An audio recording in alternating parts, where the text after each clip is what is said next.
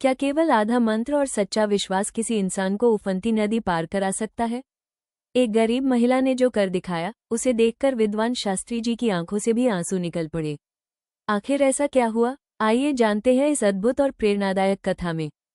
अगर वीडियो पसंद आए तो लाइक, शेयर, कमेंट करें और ऐसे ही धार्मिक एवं प्रेरणादायक वीडियो देखने के लिए चैनल को सब्सक्राइब करें। एक सेठ बड़ा धार्मिक था, संपन्न भी था। एक बार उसने अपने घर पर पूजा पाठ रखी और पूरे शहर को न्योता दिया। पूजा पाठ के लिए बनारस से एक विद्वान शास्त्री जी को बुलाया गया और खान पान की व्यवस्था के लिए शुद्ध घी के भोजन की व्यवस्था की गई, जिसके बनाने के लिए एक महिला जो पास के गांव में रहती थी को सुपुर्द कर दिया गया। शास्त्री जी कथा आरंभ करते हैं, गायत्री मंत्र का जाप करते हैं और उसकी महिमा बताते हैं। उसके हवन पाठ इत्यादि होता है, लोग आने लगे और अंत में सब भोजन का आनंद लेकर घर वापस हो जाते हैं। ये सिलसिला रोज चलता है। भोज्य प्रसाद बनाने वाली महिला बड़ी कुशल थी, वो अपना काम करके बीच बीच में कथा आदि सुन लिया करती थी। रोज की तरह एक दिन शास्त्री जी ने गायत्री मंत्र का जाप किया और उसकी महिमा का बखान करते हुए बोले कि इस महामंत्र को पूरे मन से एकाग्रचित होकर किया जाए तो इस भव सागर से पार पाया जा सकता है। इंसान जन्म मरण के झंझटों से मुक्त हो सकता है। करते करते कथा का अंतिम दिन आ गया। वो महिला उस दिन समय से पहले आ गई और शास्त्री जी के पास पहुंची, उन्हें प्रणाम किया और बोली कि शास्त्री जी, आपसे एक निवेदन है। शास्त्री उसे पहचानते थे, उन्होंने उसे चौके में खाना बनाते हुए देखा था। वो बोले, कहो क्या कहना चाहती हो?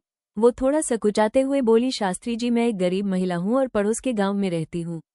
मेरी इच्छा है कि आज का भोजन आप मेरी झोपड़ी में करें। सेठ जी भी वहीं थे। वो थोड़ा क्रोधित हुए, लेकिन शास्त्री जी ने बीच में उन्हें रोकते हुए उसका निमंत्रण स्वीकार कर लिया और बोले, आप तो अन्नपूर्णा हैं। आपने इतने दिनों तक स्वादिष्ट भोजन करवाया, मैं आपके साथ कथा के बाद चलूंगा।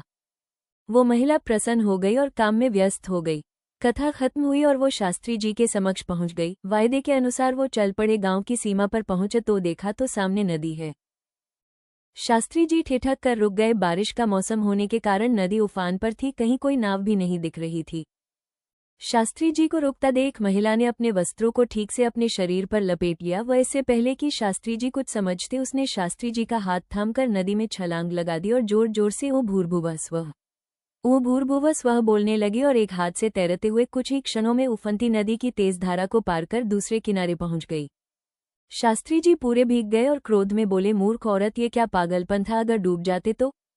महिला बड़े आत्मविश्वास से बोली, शास्त्री जी, डूब कैसे जाते? आपका बताया मंत्र जो साथ था। मैं तो पिछले 10 दिनों से इसी तरह नदी पार करके आती और जाती हूँ। शास्त्री जी बोले, क्या मतलब? महिला बोली कि आप ही ने तो कहा था कि इस मंत्र से भव सागर पार किया जा सकता है, लेकिन इसके कठिन शब्द मुझसे याद नहीं हुए। बस मुझे वो भूर्भुवः स्वः याद रह गया, तो मैंने सोचा भव सागर तो निश्चय ही बहुत विशाल होगा जिसे इस मंत्र से पार किया जा सकता है। तो क्या आधा मंत्र से छोटी सी नदी पार नहीं होगी? और मैंने पूरी एकाग्रता से इसका जाप करते हुए नदी सही सलामत पार कर ली। बस फिर क्या था, मैंने रोज के 20 पैसे इसी तरह बचाए और आपके लिए अपने घर आज की रसोई तैयार की। शास्त्री जी का क्रोध व झुंझलाहट अब तक समाप्त हो चुकी थी। किंकर्तव्य विमूढ़ उसकी बात सुनकर उनकी आंखों में आंसू आ गए और बोले, माँ, मैंने अनगिनत बार इस मंत्र का जाप किया, पाठ किया और इसकी महिमा बतलाई, पर तेरे विश्वास के आगे सब बेसबब रहा। इस मंत्र का जाप जितनी श्रद्धा से तूने किया, उसके आगे मैं नतमस्तक हूँ। तू धन्य है, कहकर उन्होंने उस महिला के चरण स्पर्श किए। उस महिला को कुछ समझ नहीं आ रहा था, वो खड़ी की खड़ी रह गई। शास्त्री भाव विभोर से आगे बढ़ गए। वो पीछे मुड़कर बोले, माँ, चलो, भोजन नहीं कराओगी? बहुत भूख लगी है। उम्मीद करती हूँ कि आपको ये कथा अच्छी लगी हो। धन्यवाद।